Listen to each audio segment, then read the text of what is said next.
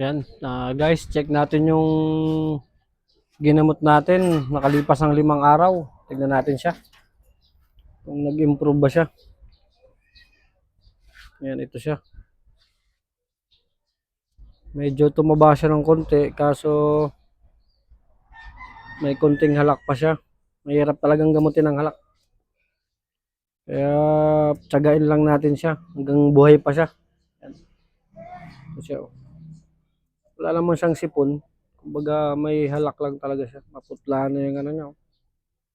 Putla yung lalamunan niya. Maganda sanang ibon to. Tapos, one piece pa siya. Ano, mahaba sana ng pakpak niya. So guys, yan, paki-comment nga guys kung ano magandang gamot sa halak. Yan, nahihirapan din ako. 5 araw na to. Ito pa rin. Pero tumaba siya ng konti.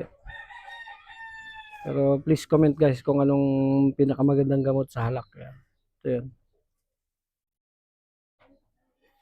Guys, nandito na lang po.